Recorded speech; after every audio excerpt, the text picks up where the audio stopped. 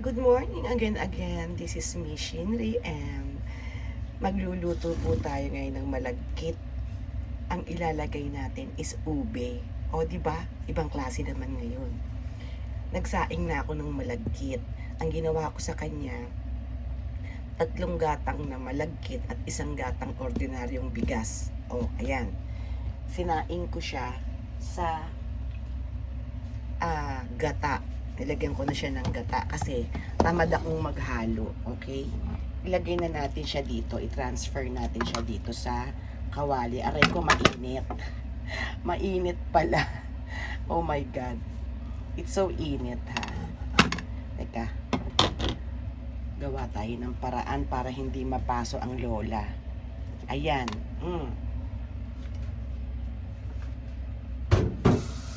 Napaso ako doon na. O ayan, nilagay ko na siya dyan. Tapos ngayon, halu-haluin lang natin siya. Tapos lalagyan natin siya uli ng gata. Ito, gata, coconut milk. Lagyan natin uli. Lagyan natin siya uli ng coconut milk. Ayan. Kasi alam nyo bakit ganyan yung coconut milk ko. Kasi puro siya. Tapos, ang binibili ko yun nasa Tetra Pak. Ano siya kasi, talagang purong-puro. Inilalagay ko siya sa loob ng ref. So, ngayon, syempre, magdidikit-dikit siya. Kaya, ayan, mukha siyang jelly. Pero, yan ang binibili ko. Kasi wala akong fresh coconut dito sa lugar ko. So, palaging improvise. So, lagyan na natin yung apoy. Apoyan na natin. At dito na tayo makikipagbakbakan, mga baby loves. Dito na tayo makikipagbakbakan ng haluan. Haluan blues, kumbaga. Palakihan ng ano dito. Palakihan ng baraso. Ayan. Ayan. Halu-haluin lang natin siya. Para marunong kayong gumawa ng biko. Yan. Oh. Diba? Halo-halo lang. Yan. Halo-haluin lang natin siya.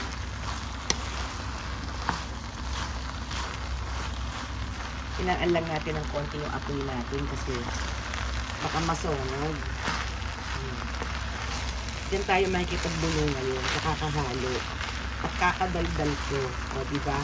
So, ayan na siya. Halu-haluin nyo lang, ha? Kasi baka magtutong. Ayan.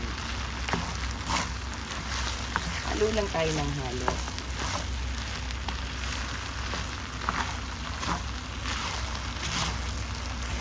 Ayan siya.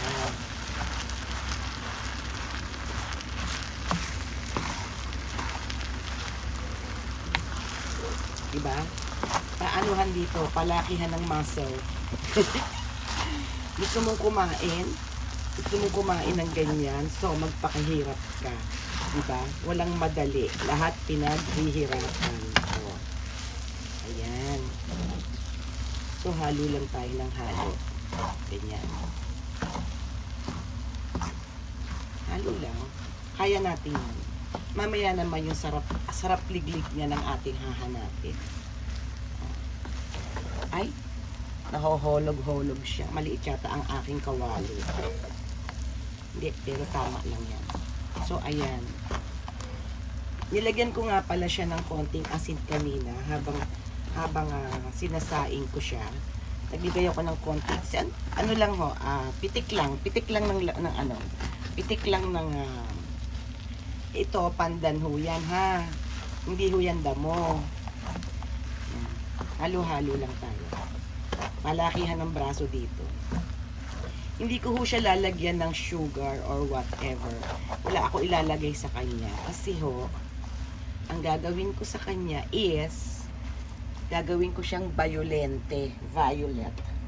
Eto ho, lalagyan ko siya nito. So, ang lalabas natin ngayon ay biko, ube, makapuno. O, diba? Bongga. O, nakabili ako sa Philippine store. Ayan. Actually, mas maganda kung plain ube lang. Kasi wala lang akong makita. So, ang binili ko sa kanya is ube makapuno kondensada. Buksan na natin yung lata. Huwag ka nang umuda. Magbukas ka na ng lata at ilagay na siya. Diba? Yan. Binubuksan ko na yung lata, mga baby loves. Yan. Yan. Lagay natin siya. Kaya hindi ako naglagay ng asukal kasi pag nilagay nyo pa ng asukal at nilagay nyo ng kondensada, baka tayo pare-pareho magka-diabetes, o di ba? So tama lang yan na merong kurot ng konting tamis. So eto na siya mga baby loves, o ayan, o di ba? Ilagay natin siya. Yan. Ilagay nyo si ube. Namatay ang aking apoy. Ilagay natin si ube. Simutin natin ha, kasi ang magic word ni Shinri ay sayang. Okay? Sayang yan. Kaya sisimutin natin siya. Aba, ginto ang halaga nito rin. Sa Pilipinas, magkano lang ito? Eh dini, magkano? Doble-doble yata. Ako sa bagay, sumakay siya ng barko o eroplano at dumaan pa sa maraming mga ano yan, maraming mga kurikititos na pinagdaanan. Maraming pinagdaanan tong milk na to bago nakarating sa buhay ko. So ayan, simot, di ba? Oh. Yan, yan manimot si Shinri. And then halu-haluin na natin. Combine it all together and then let's mekos-mekos. Oh. Di ba? Yung part na yun wala. Lagyan natin. Habang inaano naman niya yan, madidissolve na lahat siya. So, halo-halo lang tayo, mga baby loves. Ang ating mga powers to the max. Kailangan halu-haluin lang. Yan. Alam nyo, ginagawa ko pa dito. Yan, nagkututong na yung ilalim kasi daldal ako ng daldal. Alam nyo, ginagawa ko pa dito. After ko siyang ganyanin, pagka medyo okay, malamig-lamig na siya ng konti, itry nyo ho na ibalot siya sa lumpia wrapper, tapos i-flatten nyo lang, lagyan nyo lang cheese sa gitna, parang turon biko. Ay naku, Diyos ko po, yumminess. Pero ito, ganyan lang ang gagawin ko sa kanya. Ubi-ubihan lang siya kasi na-miss ko din yung ubi halaya sa Pilipinas. So, ayan, pinagsabay ko na siya dyan. Alam niyo, mga improvise ang aking mga mga foodie. Pagka gusto kong kumain nun at gusto kong kumain ni Re, nag-iisip ako ng paraan kung paano ko siya makakain. Siyempre, pag nasa ibang bansa ka, diba, mamimiss mo din talaga yung mga pagkain sa bayan mo, diba? So, kailangan mag-isip-isip ka kung paano ka makakakain nun. O, yan, ganyan-ganyan lang. Dapat individually, lahat sila nalalagyan mo ng bayolente. O, diba? Diba, ang ganda ng kulay niya? Very nice. Mamaya, masarap din yan. At maganda rin yan sa bituka. Ay, naku, Diyos ko, guys. Dalian mo na. Dalian mo ng maluto at na gustong-gusto ko nang kumain. O. Ayan. Ganyan lang.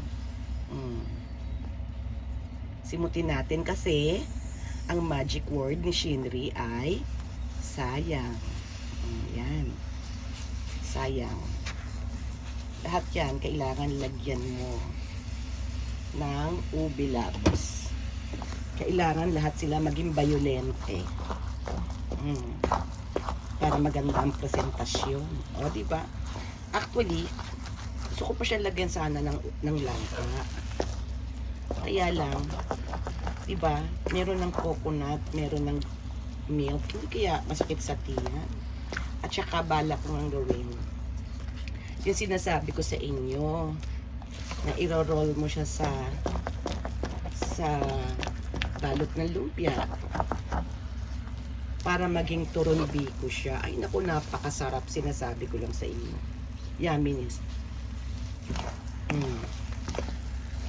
Diba? Iba siya, hindi siya biko na biko-bikuhan. Siya ay biko ube. Oh, di ba? Happiness, di ba? Halo-halo lang. Hanggang sa pawisan ng iyong kele-kele, mix-mix lang. Mekos-mekos lang. Aninikit siya, oh. Huwag kang dumikit. Hoy.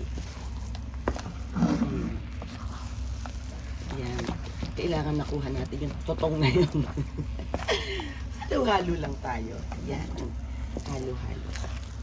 Pagka ho nakita nyo na medyo lumalaban na rin si Biko, pwede na yon. Hindi pa siya lumalaban, hindi pa niya ako nilalabanan. So, ibig sabihin, halo lang tayo ng halo. Alam nyo, pag nagluluto ako nito, gusto kong pinapanood yung bumubuga siya, bumubuga-buga, para siyang bunganga ng bulkan. Yung may nalabas-labas na usok, tignan nyo ha, tignan nyo. Gusto kong tignan yun eh. Inaabangan ko pag ako'y nagluluto ng biko. Yung may nabuga-buga sa ibabaw. Yun, nakita nyo? Nakita nyo? Nakita nyo? Yung parang puk, may gumaganon sa ibabaw. Kain tayo natin ha. Magic uli yan. Oh. Yung may parang, yun oh, gumaganon, puk, gumaganon. Oh. Yun ang gusto kong panoorin dyan. Yan. Oh, diba? Makikipaglaban ka at makikibuno ka. Tapos yung iyong kilikili, yan, papawisan na yan sa kakahalo-halo man, oy. Pero, pag kinain mo siya, yumminess. Hindi siya kasi masyadong matamis kasi hindi ko na siya nilagyan ng sugar. Yung sweet niya, nakuha niya dun sa condensed milk na ube. Oh, ano pang hinihintay? Ano pa hinihintay ng Madlang People? Napakamura lang yan, gata. At saka yung inyong condensed milk na ube. Hindi na kayo gagamit ng artificial food coloring. Tapos, malagkit. Lagyan nyo ng sinaing na kanin para maraming tignan. Kung kayo lang naman ang kakain, ha? Ayan. Teka lang, magliligpit tayo ng mga pinaggawaan. Kasi ang dami yung mga basura dito. Yan. Diba? Ganyan lang. Yaan mo lang siya dyan. Pero hahaluin mo pag minsan.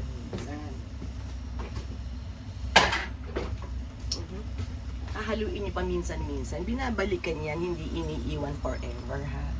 Parang pag-ibig lang yan. Babalik-balikan mo. Yan. At bibigyan mo ng atensyon. Oh, diba? Diba ang kunat na niya, oh. Manatma ko na siya. Manatma ko. Halo lang tayo. Laban lang. Laban lang para sa bituka. Laban lang. Oh. Noong araw, ang ginagawa ko, sa apoy ko talaga siya niluluto yung malagkit. Eh ngayon, di ba, ang hirap maghalo kaya. Kung ito nga, hirap na hirap ka nang maghalo. How much more kung nag-umpisa ka talaga sa kawali na paghalo-halo, di ba? So, ang ginagawa ko, sinasaing ko siya. From that saing, ayun. Ang ginagawa ko lang, kung halimbawa yung 3 gatang is 3 tasa rin na tubig, binabawasan ko siya ng tubig. Bawas tubig. Yan. Bawas tubig ang aking pagsasaing. So, ayan. Kita nyo? Diba? Parang yumminess. Hindi lang parang yan. Masarap yan, promise. Diba? Tapos, kukuha tayo ng molde. Momoldehin na natin siya sa lalagyan kung saan mo siya ilalagay. Yan. Diba? Happiness ang mamaya ang lola.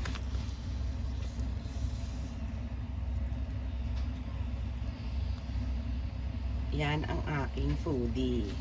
O, diba? Masarap yan, mga baby loves.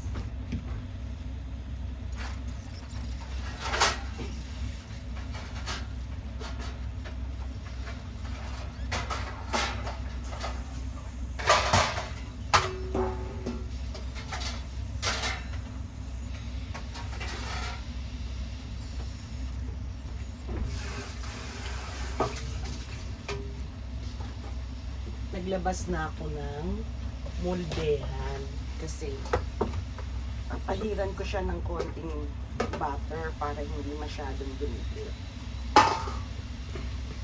Haluin natin uli. Binabalik-balikan yan, hindi iniiwan, ha? Walang iwanan, ika nga. Yan. Walang iwanan sa labanan. O, diba, nakita nyo lahat? Lahat na siya halos is violet na. O, diba? Lahat sila ubi na. Tsaka tignan nyo, lumalaban na siya. O, lumalaban, diba? Sige lang. Ganun talaga. Lalabanan din kita sa kakahalo. Diba? Ayan, o, lumalaban na siya. O, diba? Ganun lang. Teka, kukuha pa pala ako ng isang lalagyan para dun sa aking unad kaiha. Ayan. Kuha tayong lalagyan.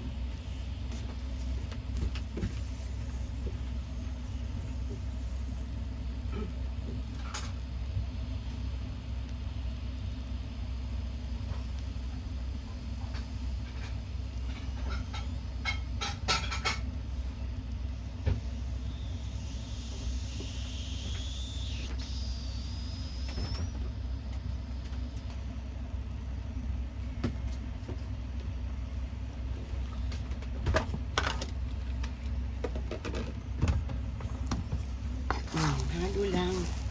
Halo lang ng halo. O, ayan o. Umaano na siya. Kumbaga, ayan o. Sumasama na siya. Tumataas-taas na siya. Hindi katulad kanina. Haluin lang natin ang haluin. Hanggang sa yung kilikili mo nga ay mamawis. Sa kakahalo. O, lumalaban na. Diba? Nakikipag-anuhan na siya sa akin. Ganun pa man, hayaan natin siya uli. For the meantime, tayo ay magkaskas ng, tignan nyo, di ba, nakukuha na siyang ganyan, lumalaban, di ba, ayaw niya sumama. Magkaskas na tayo ng konting butter. Para lang, pero hindi naman siya didikit talaga actually. Kaya lang, di ba, mas gusto natin yung medyo, ano-ano siya. Yan. Lagyan na rin natin to kasi dito natin siya ilalagay. At saka alam nyo, kaya ako nagluto ng marami for sharing. Dadalahan ko rin yung aking mga alaga sa trabaho. Yan. Yan siya. Okay? So ayan na, napahiran ko na siya ng butter. So siguro pwede na siya. Balik tayo dito. Ayan. Diba lumalaban na, laban na laban, laban na laban siya, bongga.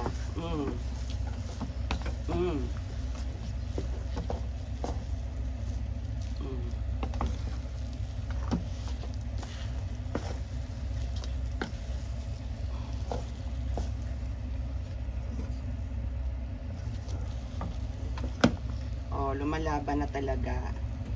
Patayin na natin yung apoy. Halu-haluin lang natin ng konti.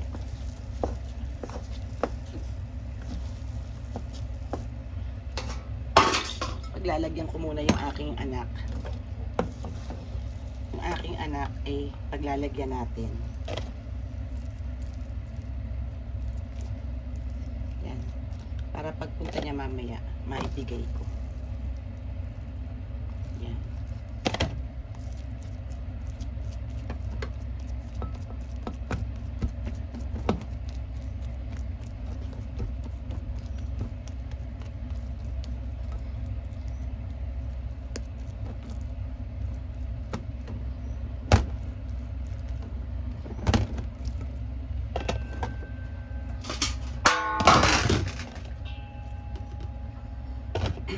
then, ilagay na natin. Oops, may gulay. Simutin natin kasi sayang. Yung mga tutong na yan ang masarap. Diba kahit naman sa sinaing, ang masarap yung tutong.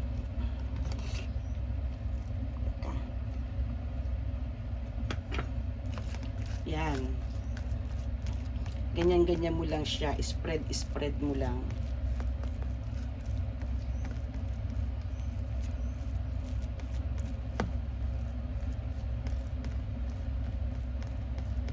Yan.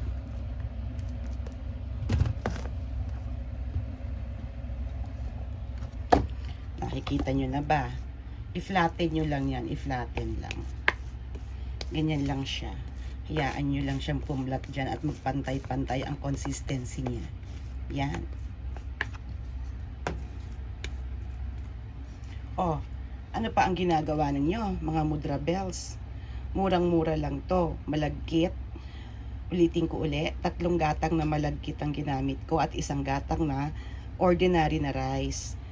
Pero, nasa sa inyo ho yun kung gusto nyo lagyan ng ordinary rice. Kasi, malagkit naman ang bigas dito sa Japan. So, 1 gatang na malagkit na, 3 gatang na malagkit, 1 gatang na rice, yung ordinary rice. Isinaing ko siya sa, syempre, may konting tubig at konting kalahating tasa ng gata. At meron siyang pandan para mabango. Tapos, nilagyan ko siya ng konting kurot lang ng asin. Sinaing ko siya muna. Pagkasaing ko, hinalo-halo ko ulit siya sa kawali kasama ang gata. Ayan. Ayan na siya mga loves. Paano na? Paano na? O, ayan. Ayan lang. Pagkatapos, tsaka ko inilagay yung ating purple or what do you call that? Ube makapuno na condensed milk. Yun lang ang nilagay ko. Tapos halo-halo. Huwag nyo na pong lalagyan ng asukal kasi pag nilagyan nyo ng asukal, masyado ho siyang tatamis. Anyway, kung gusto nyo, okay lang ho yun. Pero ako ho, hindi ako naglagay ng sugar. Plain yung condensed milk lang ang nilagay ko. So, paano na po? Dito na nagtatapos ang aking ube, ang aking biko ube. O, di ba? Hindi mo na kailangang mag-ano ng ube. Ayan na siya. O, ito ang share ng anak ko. Yan. Ito ang sa akin. Kasi, baka sabihin nyo, ang dami naman niyang sa'yo, Shinri. Hindi ho. Ito ho, i-share ko pa dun sa mga Pilipina na tauhan ko doon sa mga tauhan doon sa kumpanya para naman ho makatikim din ng ating mga kababayan, di ba? Yan, sharing. So paano po? See you again on my next cooking time. Happy viewing. This is me again, Shinri M. Bye everyone. Thank you for watching.